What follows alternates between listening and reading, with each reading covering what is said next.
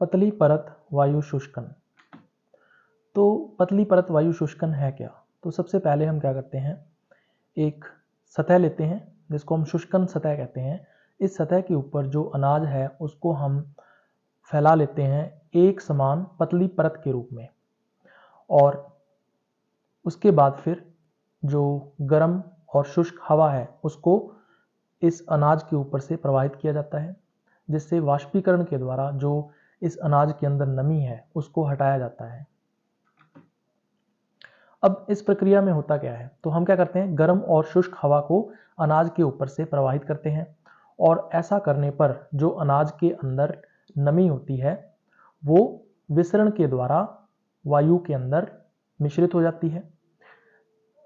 जो नमी है वो सबसे पहले अनाज की सतह पर आती है, और सतह पर आने के बाद फिर वाष्पित होकर ये हवा के अंदर मिल जाती है। अब इसको हम लोग एक डायग्राम से समझ सकते हैं। तो हमने क्या किया है, सबसे पहले एक सतह ली है जिसको हम ड्राइंग सरफेस या शुष्कन सतह कह सकते हैं। इसके ऊपर हमने ग्रेन्स या अनाज को एक पतली परत के रूप में या एक थिन लेयर के रूप में फैला लिया है। अब हम क्या करते हैं, शुष्क वायु को या हम कह सकते हैं ड्राई एयर को प्रवाहित करते हैं। तो इस वायु प्रवाह के दौरान जो अनाज है उसके अंदर जो नमी होती है वो वायु में मिश्रित हो जाती है, और इस तरह से जो वायु बाहर निकलती है वो नमी युक्त होती है। तो ये पूरी की पूरी प्रक्रिया रहती है।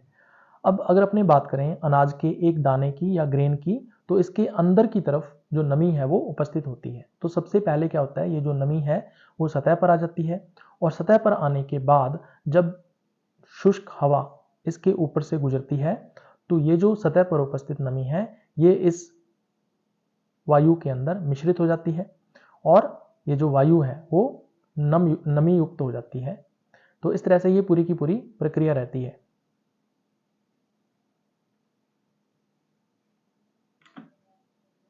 अब इसके लाभ क्या हैं? तो सबसे पहला लाभ इसके अंदर आता है कि ये एक तीव्र शुष्कन प्रक्रिया है। इसका मतलब बहुत कम समय के अंदर हम लोग जो अनाज है उसका शुष्कन किया जा सकता है। ये अधिक समान का मतलब ये है कि एक साथ जितने भी ग्रेन्स हैं उन सभी का जो शुष्कन है वो हो जाता है। इसके अलावा दूसरा है गांठ बनने और असमान शुष्कन से बचाता है। अब देखो कई बार क्या होता है, जैसे हम शुष्कन करते हैं तो कुछ जगहों पर जो नमी युक्त अनाज के दाने हैं वो समूह बना लेते हैं, यानी गांठ बना लेते हैं। तो यहाँ पर गांठ कभी नहीं बनती क्योंकि हमने एक पतली परत के रूप में अनाज के दानों को फैलाया है। दूसरा, असमान शुष्कन से बचाव होता है। अब जितने भी अनाज के दाने हैं उनका यहाँ पे एक ही समय पर शुष्कन हो जाता है।